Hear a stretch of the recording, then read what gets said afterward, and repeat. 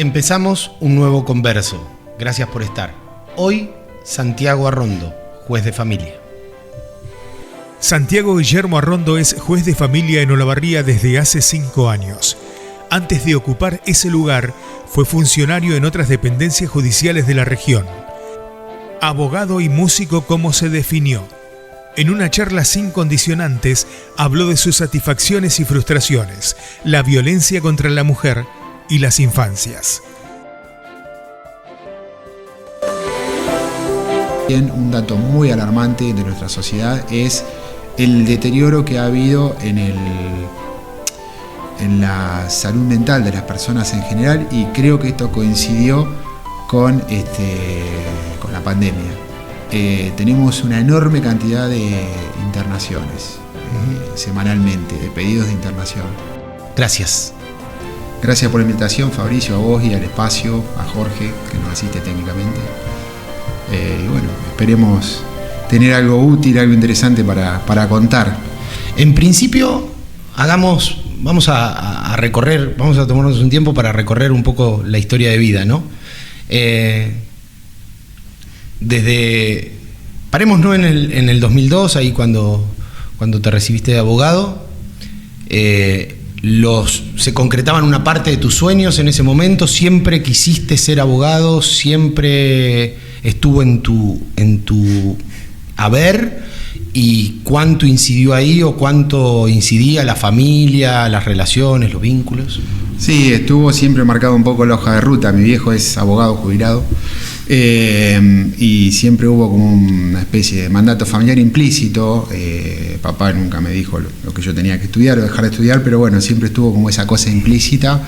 Cuando llegó el momento de empezar a estudiar en la facultad, yo hacía poquito había vuelto de Estados Unidos, de terminar la escuela secundaria como estudiante de intercambio, y no quería irme de la ciudad. Digamos, la idea era estudiar en la Universidad de Mar del Plata, que es de donde soy egresado, y bueno, ese primer año empecé a estudiar una carrera terciaria acá en Olavarría. Yo de hecho soy profesor nacional de inglés, egresado del Instituto de Formación Docente 22, el doctor Adolfo Alsina, y egresé en el año 98. Y en el año 96, simultáneamente, hice las dos carreras, la carrera terciaria, y empecé a estudiar abogacía libre al principio, es decir, mientras cursaba el profesorado acá, preparaba materias y las iba a rendir en Mar del Plata, hasta que en el 98 egresé del profesorado, y en el 99 me fui a vivir a Mar del Plata, donde, bueno, terminé la carrera en el 2002. El 19 de julio del 2002 me recibí de abogado. ¿Y después fue el retorno a Olavarría o hubo un tiempo en Mar del Plata? ¿Fue inmediato el retorno? Al día siguiente. Uh-huh. ¿Y el derecho o la abogacía, un mandato implícito, decías, pero había algo más o era solo el mandato? No, había algo más. Sí, bueno, de hecho una inclinación natural hacia las ciencias sociales, creo un poco por, si se quiere, un poco la fuerza, porque me costó siempre toda la escuela primaria, la escuela secundaria, las ciencias duras me costaron siempre un poco más. Uh-huh. La matemática, la física, la química. Me gustaban, pero me costaba muchísimo. Notaba tener mucha más facilidad, mucha más inclinación natural hacia las ciencias sociales, y es por eso que fui por ese lado. ¿Y el Santiago Arrondo joven, cómo era? Como, no entiendo por qué hablamos de pasado. Bueno, o el preabogado. Un chiste, sí. No, bueno, con muchos sueños, con muchas ganas de cambiar las cosas. A ver, uno a los 20 y pico de años, si no piensa que va a cambiar el mundo, hay algo que anda mal, y si a los 40 lo sigue pensando, también hay algo que anda mal. Uh-huh. Esos clics pasaron, estuvieron. Sí, claro, sí. Bien. Sí. En definitiva se redefinieron, porque uno se da cuenta que después, en el espacio que uno tiene todos los días, en mi caso particular, en mi espacio laboral, tenés oportunidades de cambiar el mundo, en la cuota parte que a vos te toca. Decía un escritor que quien tomaba un puñado de arena del Sahara estaba modificando el desierto, y es cierto. Y bueno, es haciendo un poco la analogía con mi trabajo, me parece que tenemos oportunidades de cambiar las cosas todos los días. Tenemos una enorme responsabilidad, pero una enorme fortuna de poder hacerlo también. ¿Y de haber seguido por la actividad liberal, esa posibilidad de cambiar la realidad hubiese estado? Bueno, también sentía que, la verdad que sentía que hacíamos cosas buenas por la gente. Yo era, durante los 7, 8 años que ejercí liberalmente la profesión de abogado en el estudio jurídico de mi viejo, hacíamos mayormente derecho laboral y yo era abogado de un sindicato. Y bueno, pasaron por las oficinas del estudio unos cuantos casos de despidos, accidentes de trabajo, es decir, gente en situación de vulnerabilidad que, bueno, creo que pudimos hacer lo necesario para ayudarlos o para ayudarlas. ¿Cómo fue su familia o cómo es su familia? ¿Cómo está compuesta? ¿Cómo es esa familia que lo fue formando, que lo fue gestando? ¿Cómo era el día a día de esa familia? Bueno, una familia bien típica de clase media argentina, donde laburaban papá y mamá. Mi vieja es docente, jubilada, profesora de lengua y literatura. Los últimos años fue directiva. Laburaban todo el día afuera, y a mí me tocaba, yo soy el más grande de 5 hermanos. Bueno, me tocaba un poco hacerme cargo de mis hermanos, cocinarles, prepararlos para ir al colegio, al jardín, a mi hermana más chiquita. Con mi hermana más chica tengo una diferencia de edad de 18 años. Pero siempre lo sentí, la verdad, como una enorme fortuna, una suerte poder haber compartido todo ese tiempo con mis hermanos, a quienes hoy siento mis mejores amigos. ¿Y era algo no impuesto eso? No, para nada. No se imponía en la familia, naturalmente surgía. Sí, surgía naturalmente. Sí, estaba como ese, en vez de llamarle instinto maternal, llamémosle instinto fraternal, si se quiere, de acompañar a mis hermanos. Cuando imagino, como, bueno, más allá de que mencionaste la estadía fuera de la Argentina en Estados Unidos, sí, por intercambio, pero ahí fue tu primera separación de la familia en términos físicos, sí, concretos. Sí. Un año estuve afuera, y acabamos de volver hace 2 semanas con mi hijo de visitar a las familias con las que estuve en su momento después de casi 32 años. ¿Y qué quedó ahí? ¿O qué te trajiste de ahí? Y quedó una visión distinta al mundo, digamos, la prueba fehaciente de que hay maneras de hacer las cosas mejor y distintas. También el darme cuenta de que la forma de ser que tenemos en nuestro país es algo incomparable. La alegría que hay en nuestro país, la efusividad que hay en nuestro país, la solidaridad que hay en nuestro país, la empatía que hay en nuestro país, no tiene comparación, por lo menos en lo poco que a mí me ha tocado ver. Y después, bueno, me quedaron 3 familias, digamos. Yo, además de mi familia biológica natural que tengo acá en Argentina, tengo mi familia allá en Estados Unidos también. Fue como si no hubiese pasado un solo día, y pasaron 32 años cuando nos reencontramos. ¿Y ese reencuentro fue de familia? Sí, sí, fue de familia, sí. Hay un gusto muy especial y un activo rol con la música también. Sí, con la música y con el deporte. Sí, yo toco la guitarra, a veces canto. Hoy no está plenamente activo, pero tuvimos un grupo, una banda con mi viejo y con mi hijo. Y en su momento también con uno de mis hermanos. Tocamos hace poco, en noviembre, tocamos en Racing para un festival que se dio a los músicos del 70, quizás lo hayan sentido nombrar porque fue muy grande. Sí. Bueno, un festival que fueron casi 1000 personas, y esa fue la última oportunidad en la que tocamos. Así que sí, soy un confeso melómano. Soy muy lector, todo lo que cae en mis manos leo. Me gusta mucho la literatura clásica, me gusta leer algunos autores de filosofía, y me gusta mucho el deporte. Juego hace un montón de años en fútbol de veteranos en Olavarría. Bien, más allá de que ahora quiero entrar bien a la función de juez y demás, sí. Suena al menos raro decir que el juez tocó en un festival hace poquito tiempo. Hay como se está saliendo el cartón que había sobre la figura de los jueces. Es que la realidad, Fabricio, es que, digamos, lo que yo hago es, el hecho de que yo sea juez es un fragmento de mi trayectoria laboral, no es lo que me identifica, es decir, dentro de mi trayecto vital de casi 50 años, no es ni por lejos lo que siento que me defina. Es mi fuente de trabajo, es mi vocación, y es el trabajo que tengo la enorme fortuna de hacer todos los santos días de mi vida, pero no siento que tenga ningún tipo de diferencia con el trabajo que hace un médico o una maestra, con el trabajo que hacen ustedes en los medios de comunicación. Razón por la cual nunca logré verme a mí mismo como una persona que, digamos, dotada de algún tipo de particularidad distinta de la de cualquier otro ciudadano medio. Es decir, y afortunadamente creo que la gente también lo está dejando de ver de esa manera. No solo respecto de los jueces, sino también de los políticos, de los funcionarios en general. Y me parece bárbaro porque somos integrantes de una sociedad, ni más ni menos que eso. Con más responsabilidades. Con más responsabilidades, por supuesto. Con más responsabilidades. Y con muchos más privilegios también.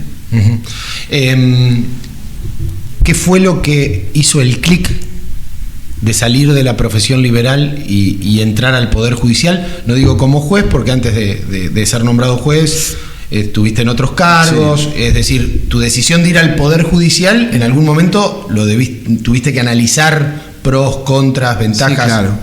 Bueno, la realidad es que cuando yo me recibí de abogado, allá por el 2002, hace casi 23 años, había muchísimos menos profesionales en Olavarría, y después, bueno, empezó a superpoblarse la profesión, y bueno, y se puso más complicado. Es una profesión que es difícil poder tener certezas en cuanto a tener un ingreso fijo todos los meses, y las cuentas son fijas todos los meses. ¿El ingresar al Poder Judicial cambia la visión también? Sí, cambia la visión. Es muy difícil cuando uno ingresa a trabajar al Poder Judicial después de haber ejercido liberalmente la profesión de abogado, porque lo más complejo de todo, yo siempre se los digo a los chicos, a los compañeros o compañeras que se suman al equipo de trabajo, cambiar el chip, es decir, cambiar el chip de proponer a resolver. También siempre digo lo siguiente: cuando uno propone, cuando uno pide, cuando uno solicita, que es la función del abogado, uno puede encuadrar determinada situación en un marco jurídico determinado, y la obligación del juez es la de, hay un principio en latín que se llama, o que dice, iuria novit curia. Eso quiere decir que el juez es el que conoce, o en teoría debe conocer el derecho, es el que está obligado a encuadrar el planteo que se le hace si es que hubiese estado formulado defectuosamente. Esto provoca que cuando uno ejerce la profesión tenés como un poco más de margen. Cuando toca resolver, hay que ser mucho más quirúrgico, si se quiere. Y, a ver, lo cual no quita, por supuesto, que hay excelentes colegas y profesionales y que trabajan con esa precisión quirúrgica de la que estamos hablando. Pero bueno, dentro del Poder Judicial no hay margen, a eso me refiero. Por supuesto que en tanto en cuanto el servicio de administración de justicia siga siendo prestado por seres humanos, más vale que va a haber margen de error. Para eso están previstas las instancias de revisión, para eso están creadas las cámaras de apelaciones. Pero bueno, implica tener que analizar con mucha más exhaustividad todo lo que a uno se le plantea. Su primer cargo en el Poder Judicial fue en el Juzgado de Familia 1, en la época de la doctora Germino, entiendo. Exactamente. Sí. Una jueza que marcó mucho al Fuero y a Olavarría, ¿no? Sí. Una una persona con una personalidad, valga la repetición, muy, muy especial, con muchísima, con una, digamos, con características muy especiales para tratar especialmente lo que tenía que ver con los expedientes de niñez y adolescencia, que son los más complejos. Una jueza con muchísima empatía, con muchísima apertura hacia la gente, hacia la comunidad. La verdad que sí, que se la sigue extrañando muchísimo todavía a Mayne. Hay una percepción que uno tiene que lo hablábamos un poco antes de empezar la entrevista formalmente, de que estamos atravesando o navegando en una sociedad violenta. Y uno cree que muchos de esos conflictos llegan traducidos de alguna manera a tu despacho. Bueno, ¿cuál es la sociedad que ves hoy? En la que navegamos todos, después miramos la del despacho, pero hoy, ¿qué sociedad estás viendo? Sí, estoy viendo una sociedad como, digamos, coincido con el diagnóstico, una sociedad muy atravesada por cada vez más por la violencia, por una sociedad cada vez menos tolerante, y más allá de verlo todos los días en mi trabajo, también lo charlábamos fuera de cámara antes de comenzar la entrevista, se ve a diario en el tránsito, se ve en una cancha de fútbol, se ve en el mercado, se ve en las redes sociales. Uh-huh. El nivel de ferocidad con que a veces se expresa la gente en las redes sociales es realmente alarmante. Justamente lo de las redes sociales no sé si es patrimonio exclusivo de nuestra sociedad, de nuestro país, porque un poco el anonimato de las redes que han contribuido a democratizar la información y la comunicación, pero también, bueno, al tener este determinado nivel de anonimato ha hecho que la gente, bueno, por ahí diga cosas espantosas, ¿no? Y eso que nosotros recordemos que lo que vemos es la punta del iceberg, es decir, el acceso a la internet que nosotros tenemos es del 10% del contenido de lo que hay realmente en la red, es decir, si uno pudiera acceder a los contenidos de la dark web o de la deep web, no quiero imaginar lo que se debe ver ahí, ¿no es cierto? Uh-huh. ¿Y qué es de esa sociedad violenta lo que más te alarma, te preocupa y que ves día a día que decís, acá hay que, urgente, es ya? Es intervenir, son las infancias, son las mujeres. Sí, sí, el tema de la violencia contra la mujer es todo un capítulo aparte, con sus bemoles característicos y que requieren un tratamiento específico, y quizás, si te parece, algún segmento de la charla lo podemos dedicar a eso. Sí, me parece muy llamativo, bueno, particularmente en nuestra sociedad acá en Olavarría estoy viendo mucha violencia contra personal de salud, por ejemplo. Lo veo en las noticias, ¿no es cierto? Uh-huh. Y bueno, eso me parece realmente alarmante. Y también un dato muy alarmante de nuestra sociedad es el deterioro que ha habido en la salud mental de las personas en general, y creo que esto coincidió con la pandemia. Tenemos una enorme cantidad de internaciones semanalmente, de pedidos de internación. ¿Voluntarios? No, justamente cuando se pide la intervención judicial es porque no hay voluntad de una persona por quedar internada. En realidad lo que ordenamos... ¿Se acerca a la familia, me refiero, o es por algún hecho público, social que aparece? Bueno, a veces suele ser, digamos, por episodios que se generan en la vía pública, una persona que tiene algún brote o alguna situación que, como dice la ley, hace que se ponga en riesgo para sí misma o para terceros, y otras veces suele ser la propia familia quien lo solicita. Vale la pena el espacio para aclarar que los jueces lo que ordenamos es, digamos, los traslados para que esa persona sea evaluada, aun si no tiene voluntad de ser evaluada. Es decir, nosotros lo que hacemos es disponer que compulsivamente sea trasladado o trasladada esa persona al hospital municipal para ser evaluada por un equipo médico interdisciplinario, que es en definitiva quien determina si esa persona tiene o no criterio de internación. No es el juez. No, No, porque los jueces somos abogados, los jueces no somos médicos. Ni médicos, ni psicólogos, ni trabajadores sociales, ni enfermeros, ni personal de salud. Sí era antes de la reforma de la ley de salud mental.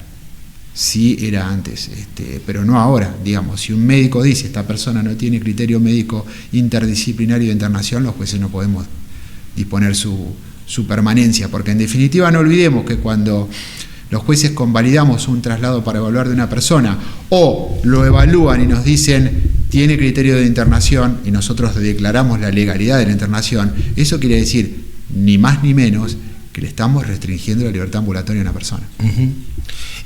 La pandemia y el abuso de sustancias también influye en estas problemáticas de salud mental, ¿o estamos hablando de casos de salud mental del libro de la salud mental? Sí, no son la mayoría de los casos. Dentro de las internaciones por salud mental que tenemos, yo diría que quizás un 10-15% están asociadas a situaciones de adicción.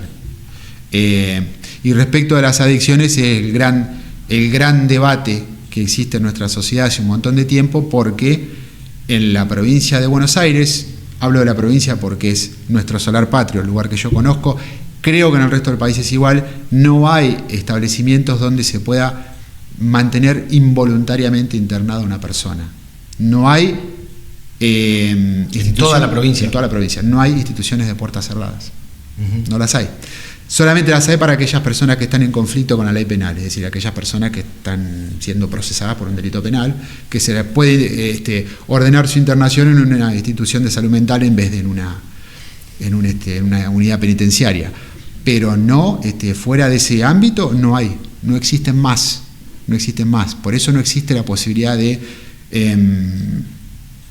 que si una persona no quiere abordar un tratamiento sostenido en el tiempo contra las adicciones, de ordenar mantener su permanencia contra su voluntad. Sí, sí es distinto cuando se dispone un traslado para evaluar y un equipo médico dispone que esa persona tiene que estar internada. Ahora, ¿la internación para qué? La internación, la finalidad que cumple es internar, restablecer el equilibrio de la persona y externar. No es la internación. No es la internación prolongada vinculada a adicciones. Suele haber por ahí internaciones un poco más prolongadas y de hecho tenemos algunas personas internadas por alguna adicción, no a drogas, pero sí al alcohol. Pero porque una vez internada se logra trabajar con la persona para que elija seguir permaneciendo internada, o porque durante todo ese tiempo sigue representando un peligro para sí o para terceros.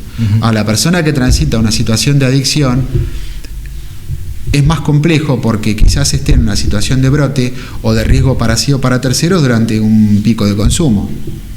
Ahora, transcurrido el pico de consumo, esa persona no representa un riesgo inminente, porque además la ley le agrega ese adverbio, inminente, riesgo inminente. No es un riesgo inminente. Sí, claro que es un riesgo inmediato. Yo lo entiendo y además comparto la idea de que debería existir la posibilidad de que se pudieran mantener internaciones involuntarias para tratamientos más prolongados. O sea, la ley actual deja algunos grises para dónde moverse, o es una ley que... No deja grises. No deja grises. Al punto tal, lo que decía recién Fabricio, al punto no me tal refiero a que tenga falencias o que le falte mejorar muchas cosas a la ley. No da lugar, al punto tal no da lugar que no hay instituciones de puertas cerradas en la provincia de Buenos Aires. ¿Y eso complica el accionar diario? Y eso complica el accionar diario, claro que sí. Porque es muy difícil poder lograr el consenso, la conformidad de una persona atravesada por una situación de adicciones para que quiera ponerse mejor. Es difícil. De manera sostenida en el tiempo, me refiero. Puede suceder que pase coyunturalmente en un momento determinado de su vida, ante una circunstancia determinada, pero mantenerlo en el tiempo es muy difícil. Se necesitan también otros resortes que jueguen alrededor, ¿no? Familia, Estado, sí, por otro lado, o otras caras del Estado. Me sorprendió este dato de que no es en toda la provincia, digo, porque una vez mira Olavarría y dice puede haber falencias, puede haber cosas por mejorar, pero es toda la provincia. Es toda la provincia, toda la provincia, sí.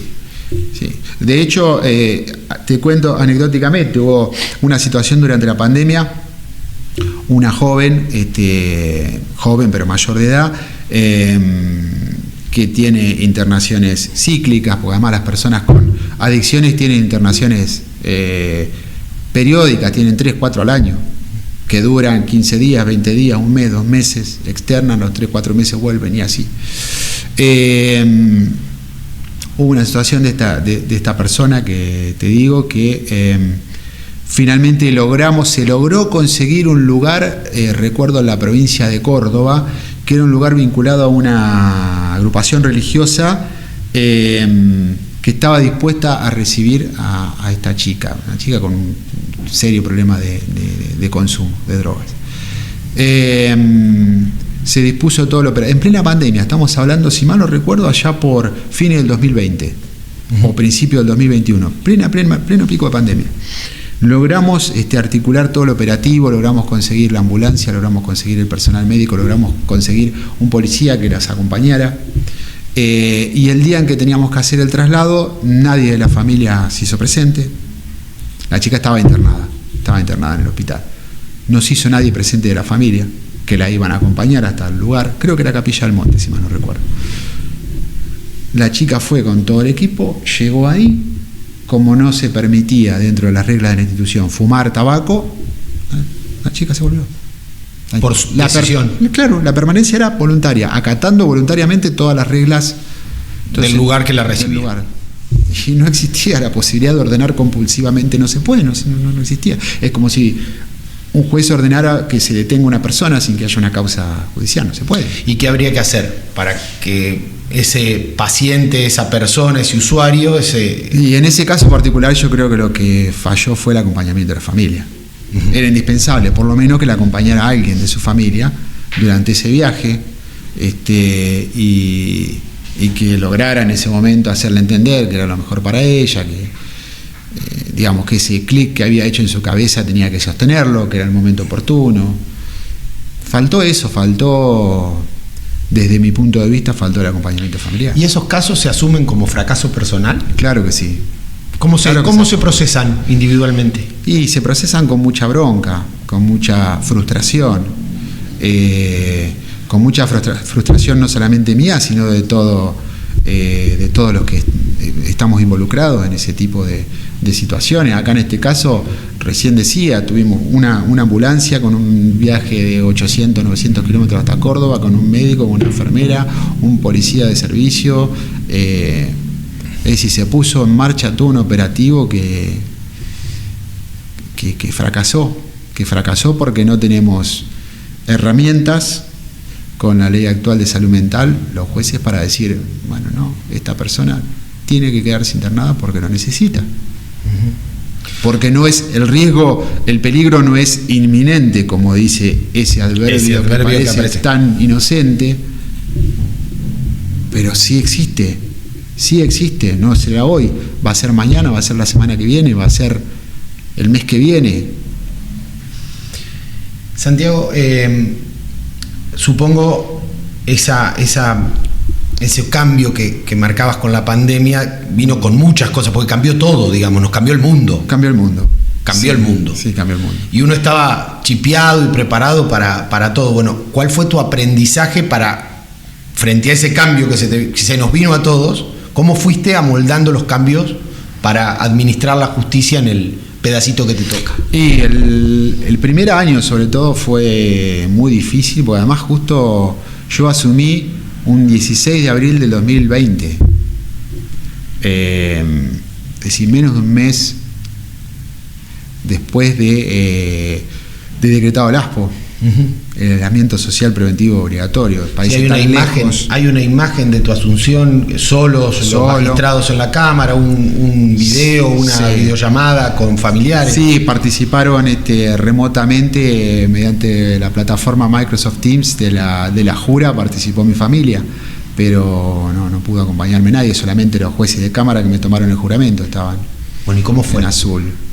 Fue igual, de todas formas fue muy cálido, y digamos, yo no soy una persona que que le dé mucho sentido a las formas, con lo cual para mí era importante ese momento para mi familia, no para mí. A mí lo que me interesaba era lo que empezaba a pasar cuando entraba a la cancha. Bueno, por eso estabas entrando a la cancha en un mundo que estaba trocando, que estaba cambiando. Sí, bueno, claro. ¿cómo fue eso? ¿Cómo fueron los primeros tiempos? Fue muy difícil, fue muy complejo. Fue muy complejo. Porque digo, la violencia no entiende que el mundo estaba parado. No lo entiende la violencia, no lo entiende las necesidades de los chicos, no lo entienden los conflictos familiares, que de hecho recrudecieron un montón. Es natural, es lógico que esto haya sido una consecuencia a nivel mundial, que hubo una enorme tasa de ruptura de parejas, hubo muchos nacimientos también, hubo muchas denuncias de violencia a nivel mundial, estamos hablando. Por ahí lo que sucedió de positivo es que hubo mucho menos judicialización de todos esos conflictos, lo cual nos permitió por ahí brindar un tratamiento más artesanal de cada una de las causas, porque teníamos muchísimo menos volumen de ingreso. Entonces nos permitía trabajar mucho más, yendo mucho más al hueso con cada una de las causas. Pero bueno, también adaptando todo lo que era el equipo de trabajo a las prohibiciones que había en ese momento. Digamos que tenía que haber, no podía haber más de determinada cantidad de personas dentro de los lugares cerrados, tenían que estar en oficinas distintas, esto de trabajar con los barbijos. No sé si recuerdan, parece que estamos hablando del siglo pasado, pero que al principio de la pandemia inclusive hubo un decreto que en un momento dispuso cómo era la forma en que los hijos de padres separados podían trasladarse, podía ser una vez a la semana. Una cosa realmente que parecía un capítulo de Black Mirror. No sé si vieron la serie de Netflix. Bueno, sí. Fueron 4 años muy distópicos, o por lo menos los primeros 2, del 2020 al 2022, realmente fue una realidad distópica. Y bueno, y para mí todo, digamos, una situación nueva también, porque esto es como, yo, si bien ya venía trabajando dentro del Poder Judicial hacía un montón de tiempo, pero bueno, cuando me tocó asumir es como decía Ringo Bonavena, te sacan el banquito y estás solo. Las decisiones pasaban a ser tuyas. Claro. Claro. Lo mencioné ahí, la infancia en Olavarría, ¿está cuidada? No sé si estoy en condiciones de poder hacer un diagnóstico del tratamiento de las infancias en general en Olavarría. Sí digo que hay muchos niños, niñas y adolescentes en situación real o potencial de vulnerabilidad. Vos sabés que los jueces de familia tenemos competencia para intervenir en un tipo de proceso que yo creo que son los procesos más complejos que nos toca resolver, que son lo que se llaman las medidas de abrigo. Las medidas de abrigo son aquellas medidas que adopta un órgano del Estado que no depende del Poder Judicial, depende del Poder Ejecutivo, un órgano que se llama Servicio Local de Promoción y Protección de los Derechos de Niños, Niñas y Adolescentes, que tiene un superior, si se quiere, que es el Servicio Zonal, que supervisa Azul y Olavarría. Cuando ese órgano del Estado, ese órgano del Poder Ejecutivo, detecta que hay una situación de vulneración de derechos de un niño, niña y adolescente, está facultado para apartarlo de su ámbito familiar primario, de su casa. Y trasladarlo a un ámbito familiar alternativo, que siempre se trata de que sea un familiar o un referente afectivo. Y cuando no hay familiares o referentes afectivos, o los hay pero no están dispuestos a asumir esa responsabilidad, el ámbito familiar alternativo pasa a ser la institución. Los hogares, en Olavarría tenemos 4, cualquiera de los 4 hogares dependiendo de la franja etaria en la que estén los chicos. Y se trabaja durante un periodo de tiempo. El periodo máximo que prevé la ley es de 6 meses. Trabaja el servicio local, tratando de hacer desaparecer las circunstancias que hicieron que ese niño, esa niña o ese adolescente esté fuera de su casa, ayudando a las familias, con la situación particular que haya hecho que esos chicos estén en situación de vulnerabilidad, que en muchos casos tiene que ver con situaciones de consumo, en muchos casos. En otros tantos tiene que ver con situaciones de falencias económicas, donde si esa fue la única circunstancia, nunca va a ser un obstáculo para que los chicos vuelvan a su casa. Y bueno, cuando al final de ese camino, de esos 6 meses, no se obtuvieron los resultados que se esperaban, el servicio local presenta un informe. Todo lo que se hace durante esos 6 meses se llama Plan Estratégico de Restitución de Derechos. Se desarrolla todo un plan estratégico para restituir los derechos de esos niños o de esa familia biológica con los chicos para que vuelvan a su casa. Y al final de esos 6 meses el servicio local, al final o antes. Antes de ese los tiempo, 6 meses, hasta 6 meses. Exacto. Los 6 meses es una hipótesis de máxima. No hay un plazo mínimo. El abrigo no dice en ningún lado la ley que tiene que durar como mínimo determinada cantidad de días. Sí dice que hay un máximo. Cuando no se logra el resultado esperado, el servicio local informa como conclusión de ese PER o sugiere que se decrete la situación de adoptabilidad de esos chicos, de esos niños, niñas, adolescentes. Quiero remarcar que son afortunadamente un porcentaje muy bajo de los abrigos que tenemos los que terminan con una conclusión que sugiera la adoptabilidad. Pero bueno, cuando se sugiere la adoptabilidad es porque realmente no ha habido ninguna posibilidad de que esa familia pueda superar las circunstancias que hicieron que esos chicos tuvieran sus derechos vulnerados. Lisa y llanamente se intentó todo. En esos 6 meses se intentó todo. Con ellos o con familia ampliada, porque también muchas veces no se logra restituir con la familia de origen, pero sí se termina con una guarda en favor de una abuela, de un tío, de una tía. La guarda es por un periodo de tiempo determinado. Y logramos mantener a esos chicos dentro de su ámbito familiar primario. Cuando eso no sucede, la única posibilidad que queda es la de decretar la adoptabilidad, que es la decisión más dolorosa que nos toca adoptar a los jueces de familia. ¿Por qué? Porque implica ni más ni menos que decirle a un grupo de padres o a un padre o una madre que ese hijo o esa hija legalmente va a dejar de serlo. Y a los chicos lo mismo, que sus padres que muchas veces hay oposición de los chicos. Hay que decírselo a los chicos. Sí, claro, por supuesto, sí. Y se lo informa el juez. Se trabaja mucho con el equipo técnico. Yo tengo equipo técnico, tengo psiquiatra, tengo psicólogo y tengo 2 trabajadores sociales. Sí es obligatorio que yo tenga contacto con los chicos. De hecho, a lo largo de una medida de abrigo los veo en no menos de 2 o 3 oportunidades. Pues digamos, quienes me dan las herramientas o quienes van preparando a los chicos para esa decisión final es tanto el equipo técnico del juzgado como generalmente los que contienen la diaria, que son los equipos de los hogares donde están los chicos. Y muchas veces suelen ser los propios chicos los que piden estar con otra familia. ¿Y qué pasa si no aparece esa otra familia en ese tiempo, ese limbo que uno parece que hay como una idea o un imaginario social de que hay muchos chicos en ese limbo? Pusiste el dedo en la llaga, Fabricio, y casualmente utilizaste el mismo sustantivo que utilizo yo. Yo hablo del limbo, de la zona gris, donde caen los chicos de una determinada edad, chicos de 9, 10 años en adelante con situación de adoptabilidad,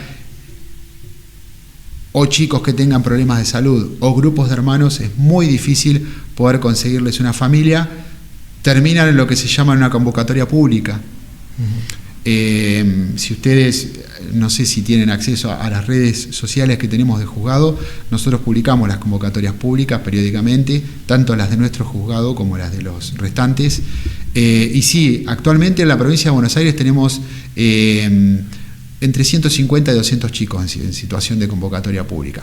Con lo cual, lo primero que quiero hacer, y agradezco el espacio para esto, es derribar con toda energía el mito de que la adopción es burocrática, de que la adopción es un proceso que no termina nunca, que es un proceso típico de las novelas de Kafka. Esto es absolutamente falso.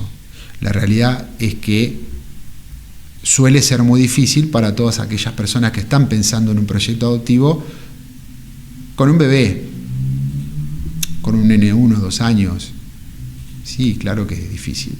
Primero porque hay pocos nenes en esas condiciones.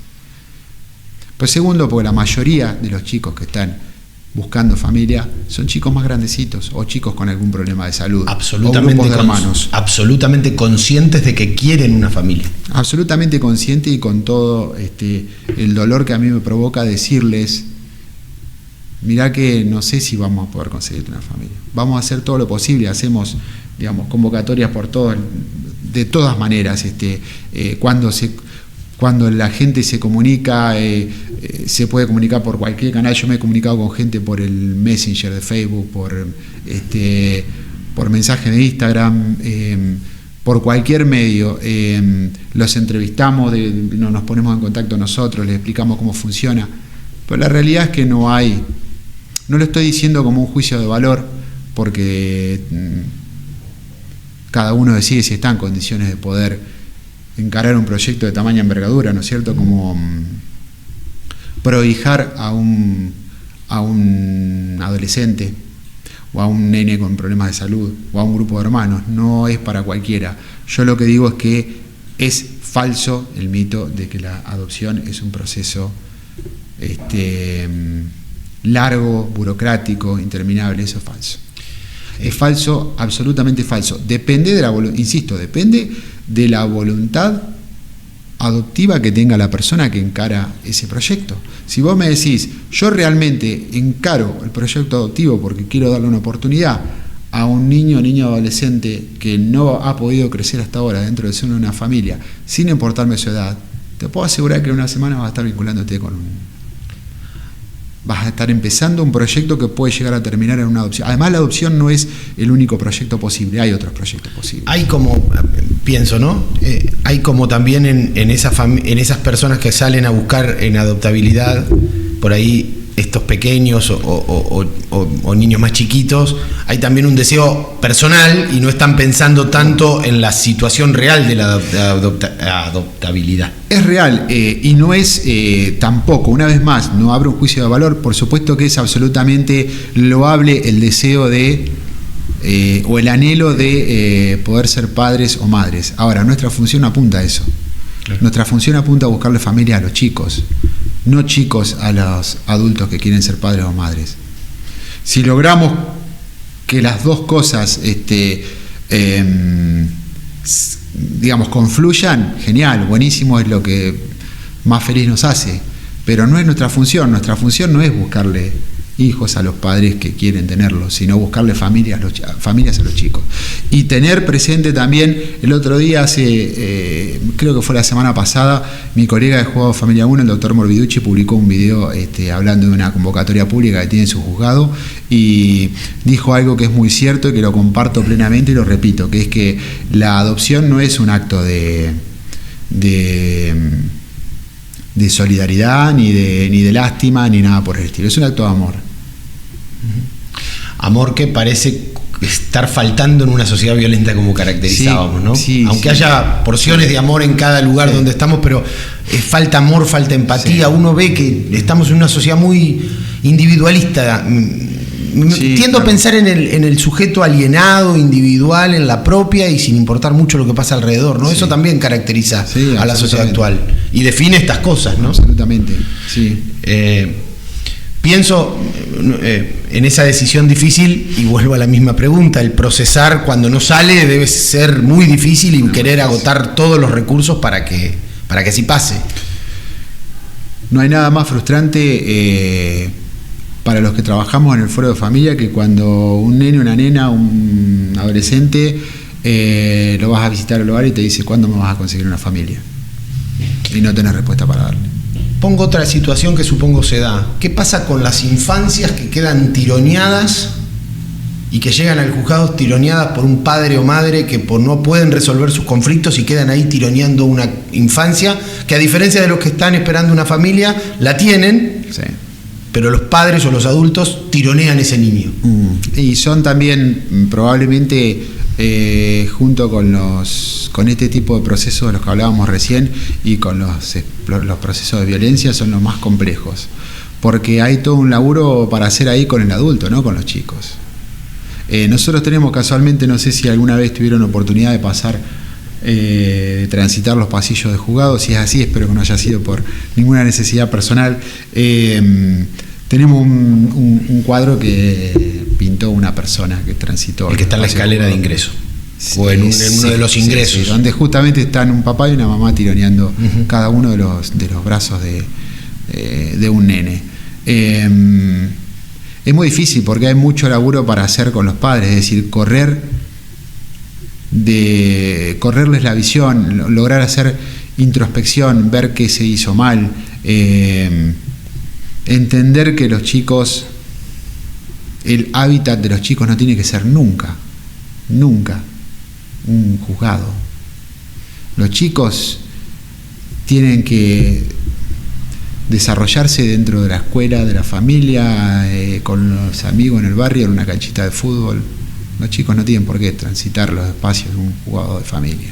Y más allá de lo que fuere. Y más allá de lo que dice la ley, ¿qué herramientas tienen vos, tu equipo, para en ese tironeo ayudar un poco más, dar un poco más allá de lo que dice la ley que hay que hacer y el artículo tal? Y bueno, ¿hay cuentan con herramientas? Sí, por supuesto. De hecho, las herramientas que brinda la ley son muy pobres, no.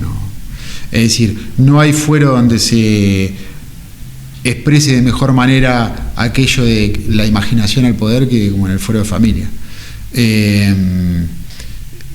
Afortunadamente debo decir que llegan a mi decisión en ese tipo de conflictos muy pocos casos, porque ese tipo de procesos judiciales pasan por una instancia...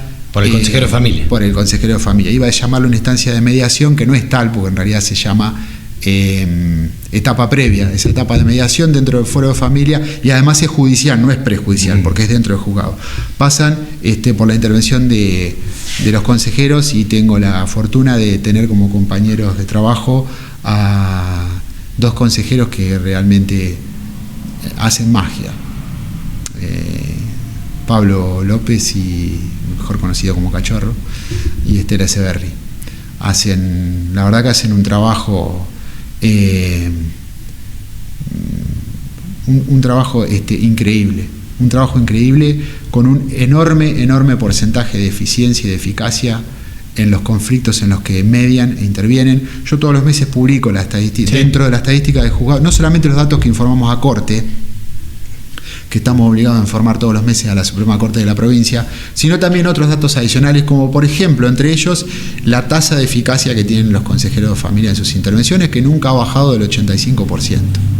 Y eso no solo le alivia la tarea al juez, soluciona un conflicto mucho antes. Claro que sí, porque te puedo asegurar, Fabricio, que no hay sensación más amarga, ni para mí, ni para los usuarios del Servicio de Administración de Justicia, que yo tenga que imponer una decisión en un conflicto de esa naturaleza. Distinto es cuando lo están discutiendo producto del divorcio, que estos bienes son gananciales o no lo son, o a mí me toca parte en los dividendos de esta sociedad, o lo que fuere.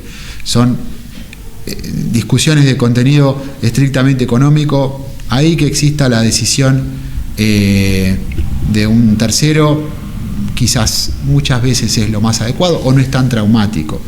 Pero en este tipo de procesos no hay sensación más amarga para ninguno de los involucrados que tener que imponer una decisión que además muchas veces esa decisión, si no es autoimpuesta, sino que es heteroimpuesta, es impuesta por un tercero, va destinada al fracaso.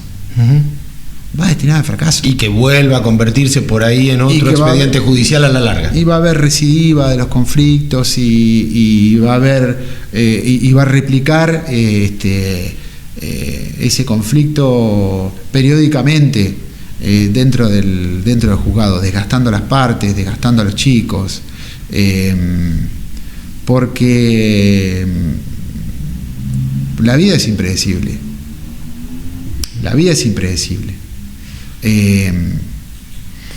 Y no se puede determinar todo lo que va a suceder en la vida de una persona menor de edad. No se puede.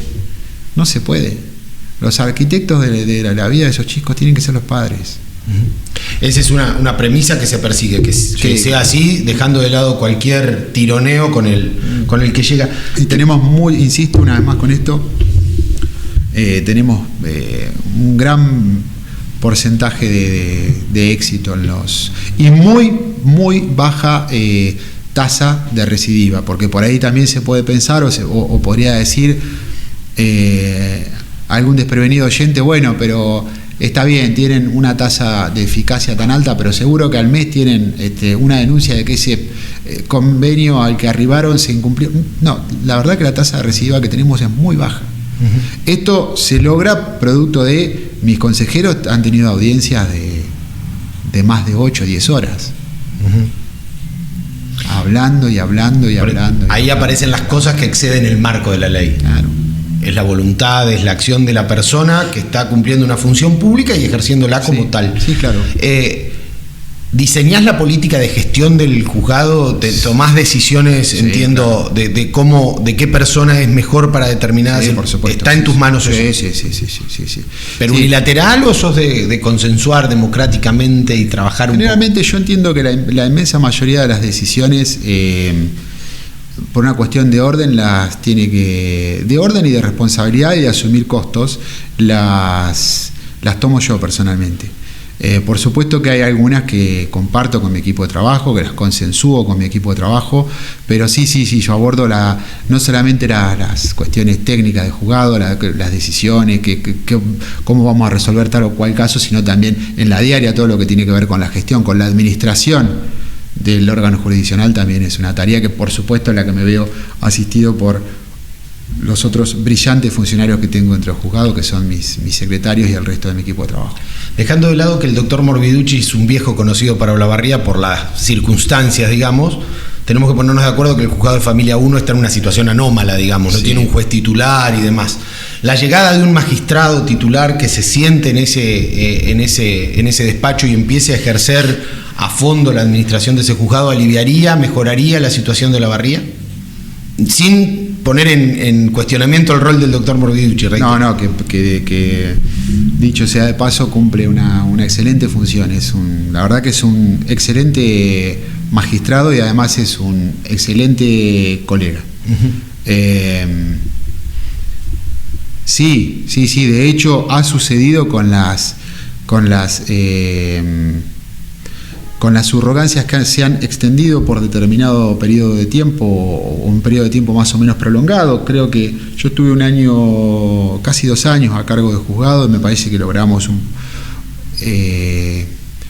un montón de cosas, logramos resolver un montón de expedientes que estaban por ahí un poco trabados o bueno, que no tenían solución, y lo mismo durante la gestión del doctor Morbiducci. Sí, claro que sí, saber cuáles son las reglas en definitiva a las que hay que atenerse, cuando hablo de las reglas a las que atenerse me refiero a cuáles son las pautas de interpretación, la mecánica de trabajo, porque también es muy difícil para los chicos del otro juzgado, pasar de un juez a otro, de un líder a otro, no es fácil. Porque los liderazgos definen, ¿no?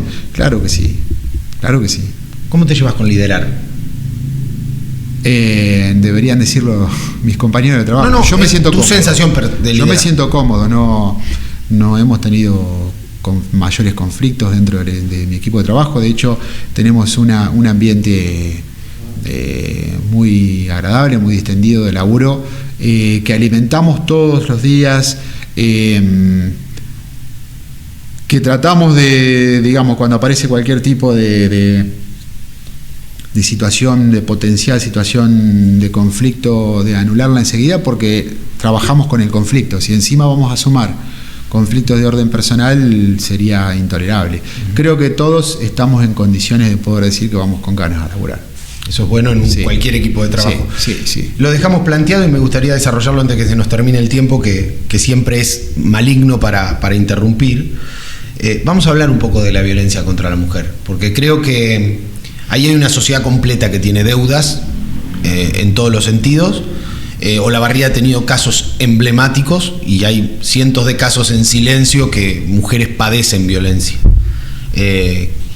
¿Cómo estamos? Sería la primera pregunta como para definir un lugar donde charlar. Bueno, yo creo que en términos, hoy por hoy, en términos estadísticos, estamos mucho mejor.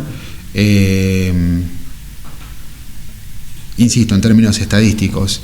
El ingreso de los expedientes de violencia sigue siendo muy significativo, pero también ha mermado porque hoy por hoy, digamos, es un flagelo que no es de gestión exclusiva de los juzgados de familia o juzgados de paz, como era antes, sino que hoy también es una temática que se trata en los juzgados de garantía.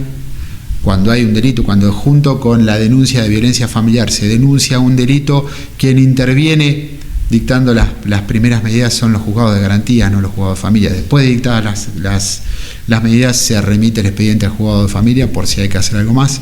Pero digamos, hoy vemos un montón de actores, los juzgados civiles cuando se trata de una relación de vecindad, cuando no es relación de familia, sino que es una relación de vecindad, o de personas que no se conocen. Los tribunales del trabajo, cuando la situación de violencia se da dentro del ámbito del empleo privado, los juzgados en lo contencioso administrativo, cuando esa situación se da dentro del ámbito de la administración pública, los juzgados federales, cuando se dan en lugares como por ejemplo el ejército. Hoy por hoy hay mucha más, creo que hay mucha más conciencia hacia adentro del poder judicial de que es un flagelo que nos toca combatir a todos. Y que de nada servía hablar de perspectiva de género cuando no se entendía esto. Hoy creo que ha habido un cambio de visión de las cosas. El año pasado tuvimos la oportunidad de hacer algunos conversatorios. Hizo la Mesa Local de Violencia algunos conversatorios, el primero de los cuales fue una charla que dimos todos los jueces, incluidos los jueces de Cámara, en las facultades sociales, y estuvo muy bueno.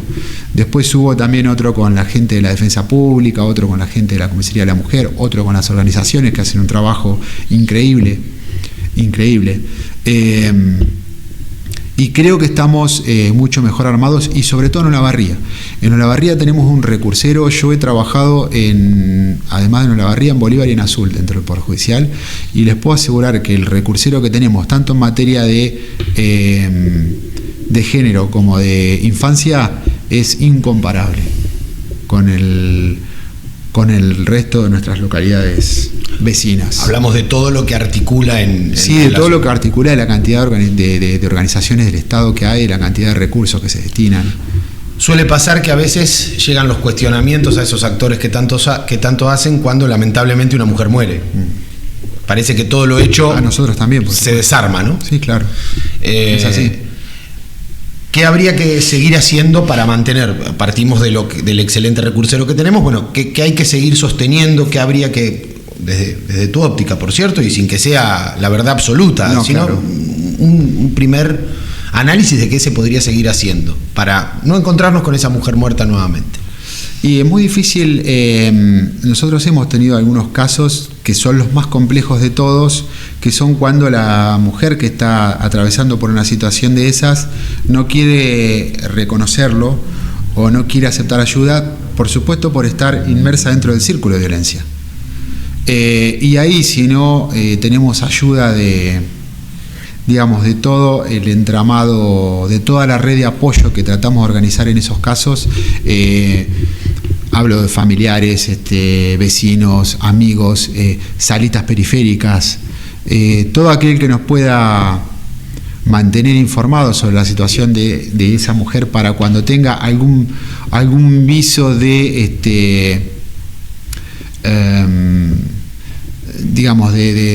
de disponibilidad para que, o de conciencia para poder abordar su situación. Es muy difícil poder hacer algo cuando realmente esa mujer no quiere. Es muy difícil. Cuando lo que hacemos es tratar de mantenerlo, lo que yo, la expresión que yo uso es dentro del radar, a través de todos estos actores institucionales de los que hablaba. Nosotros tenemos en la ciudad, además de la Mesa Local contra la Violencia, creamos junto con la gente de políticas de género y con una compañera que trabaja mucho la violencia en el juzgado de Familia 1, lo que se llama la mesa de casos críticos. En esa mesa de casos críticos nos juntamos una vez por mes.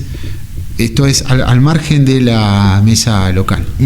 Y nos sentamos a hablar ya no de políticas públicas, como se hace en la mesa local de la violencia, sino a hablar de los casos en concreto. A decir, bueno, esta chica, fulana de tal, que lo vislumbramos como un caso crítico por las posibles consecuencias que pueden llegar a suceder, porque la violencia es muy...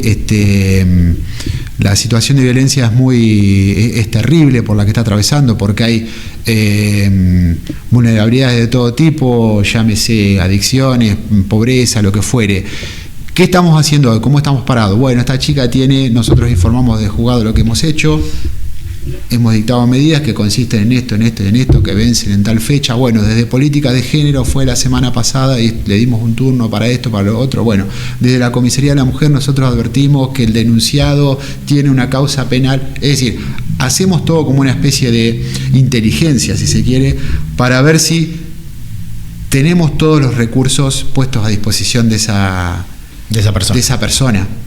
Y muchas veces de las reuniones surge consenso, decir, che, bueno, mira, lo que vamos a hacer es, vamos a sacar esta otra medida adicional. Ahí hay un margen. Sí, ahí sí logramos acuerdos, muchas veces logramos acuerdos, y lo que establecemos es una serie de, digamos, una especie de, yo le llamo semáforos. Decimos, bueno, la situación de esta chica sigue estando en rojo. ¿Podemos pasarlo a amarillo? Podemos, quizás en la próxima reunión de la mesa, al mes, podemos pasarlo a amarillo. Y quizás en la próxima la situación de violencia, por lo menos de esa violencia episódica, logramos brindarle alguna solución medianamente sostenible. Y ya no es sigue siendo un caso de violencia, pero no un caso crítico, no lo que nosotros llamamos un caso crítico. O sea, se trabaja para salir de esos estados críticos. Exactamente, sí. En este momento, por ejemplo, tenemos, eso fue gracias a la mesa de casos críticos que empezamos a pedirlo, contamos en Olavarría con los dispositivos duales, por ejemplo. Que están monitoreadas las dos personas. Las dos personas. Sí, en realidad el que está monitoreado es la persona denunciada.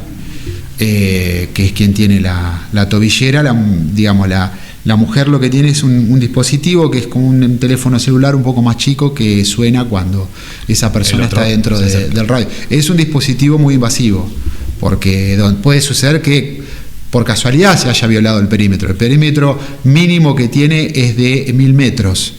Y puede suceder que el denunciado esté comprando el pan en una panadería que está a 6 cuadras sin saber que la mujer está comprando la verdura, y entonces y te llaman por teléfono. Eso lo monitorea el servicio penitenciario y llama al servicio penitenciario. Pero bueno, realmente son casos muy extremos, o casos donde hay una situación de peligro. El sistema dual hoy, para entenderlo, se lo están dando al semáforo rojo, digamos. Sí, tal cual. Sí, tal cual. Y además hay, digamos, si mal no recuerdo, creo que tenemos no más de 4 o 5 en Olavarría, y hoy tenemos en uso, creo que 3, si mal no recuerdo. Es un flagelo que no distingue, ¿no?, entre ricos, pobres, clases, claro que situaciones. Acá nos encontramos con situaciones de violencia. No, porque hay también ahí una mirada puesta de esto pasa en determinados lugares y no en otros. Se denuncia más en determinados lugares que en otros, que es distinto.